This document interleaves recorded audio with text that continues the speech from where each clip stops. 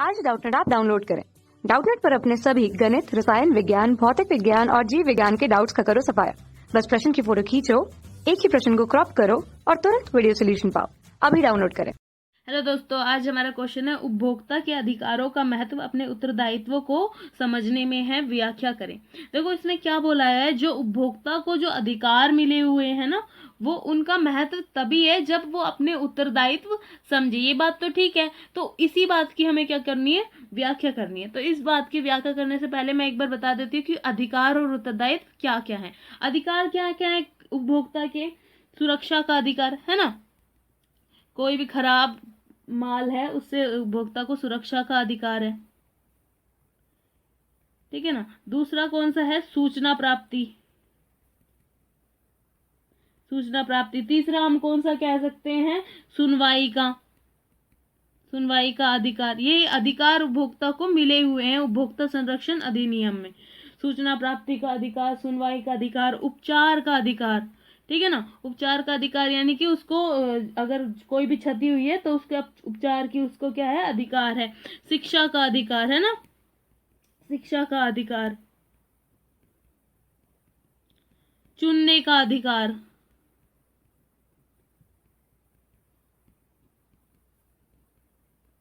कि भाई उसको है सुरक्षा का अधिकार, उसको सुरक्षित रहने का अधिकार है। अपने जो भी उत्पाद वो खरीदे उसके बारे में सुरक्षित रहे, उसकी क्वालिटी कैसी है, ये क्या उसके ऊपर असर डाल सकता है, ठीक है ना। सूचना प्राप्ति का, जो भी उत्पाद खरीद रहा है उससे संबंधित उसको सभी सूचना प्राप्त होनी चाहिए। उसका मूल्य क्या है, कितने दिन चलेगा, उसकी समाप्ति तिथि क्या है, ठीक है ना। सुनवाई का अधिकार, उसको अपनी शिकायतों का सुनने का अधिकार, सुनवाने का अधिकार, कि भाई अगर उसको कोई शिकायत है उसको ये अधिकार है कि वो अपनी शिकायत करे, ठीक है ना।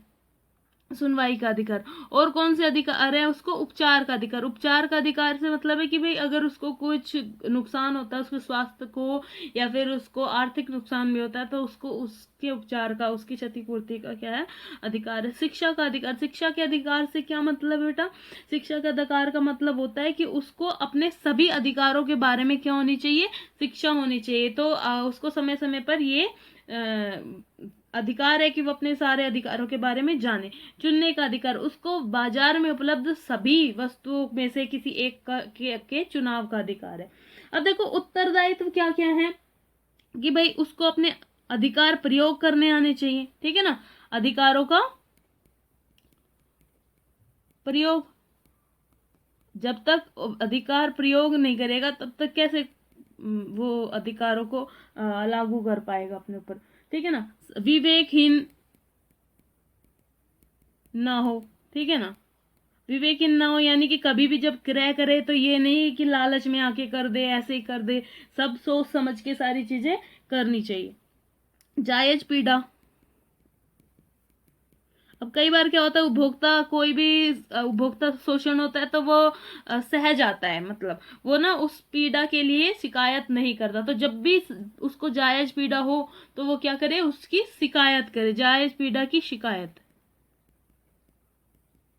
तो ये उसका उत्तरदायित्व है, ये उसकी एक जिम्मेदारी बनती है, ठीक है ना। और क्वालिटी से समझौता नहीं करना चाहिए, क्वालिटी से समझौता न करे।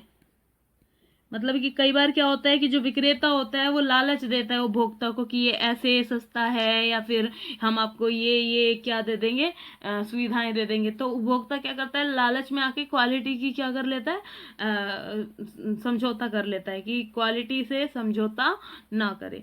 तो देखो जब तक उपभोक्ता अपने अधिकार नहीं समझेगा, ठीक है ना, तो उसके अधिकार नहीं समझेगा तो उत्तरदायित्व नहीं समझेगा, तो अपने अधिकार कैसे वो अपने अधिकारों को कैसे लोगों के सामने लाएगा, या फिर अपने अधिकारों की आवाज कैसे उठाएगा। देखो अधिकार का प्रयोग ही नहीं करेगा, अपने अधिकार का उसको प्रयोग करना चाहिए। प्रयोग करने का मतलब है कि भाई जब भी उसको लगे कि हाँ ये यहाँ पर मेरे को लगता है कि मेरे को देखना चाहिए कि ये जो उत्पाद मैं खरीद रहा हूँ इसमें क्या क्या ऐसी चीजें हैं जिससे मेरे को असुरक्षा हो सकती है। सूचना प्राप्ति, जब भी वो कोई भी सामान खरीदे तो उसको क्या करना चाहिए, ये उसका अधिकार का प्रयोग करना चाहिए।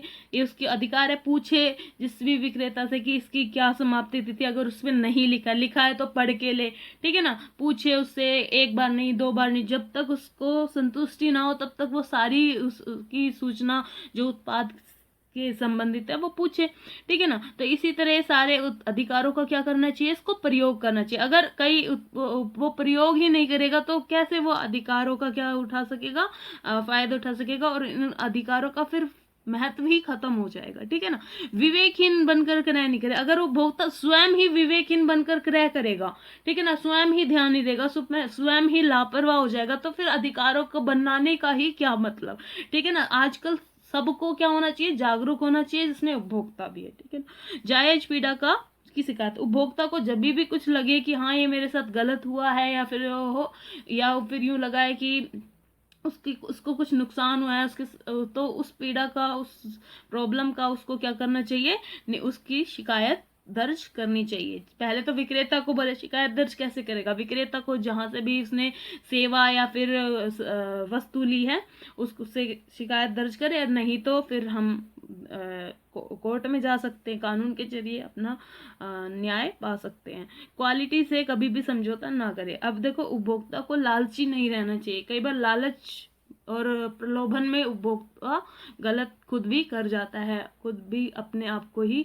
मुश्किलों में डाल लेता है। तो इस तरह के काम नहीं करेगा तो ही उसके क्या होंगे, ये सारे उत्तरदायित्व समझेगा तो ही उसको अधिकार मिलेंगे सारे, और तभी इन अधिकारों का महत्व है, नहीं तो ये सिर्फ कागज पर लिखने के लिए ही है। धन्यवाद। कक्षा 6 से 12वीं से लेकर नीट, IIT, JEE वो एडवांस के लेवल तक 1 करोड़ से ज्यादा छात्रों का भरोसा। आज ही डाउनलोड करें डाउटनेट ऐप या व्हाट्सएप करें अपने सारे डाउट्स 8400 400 400 पर।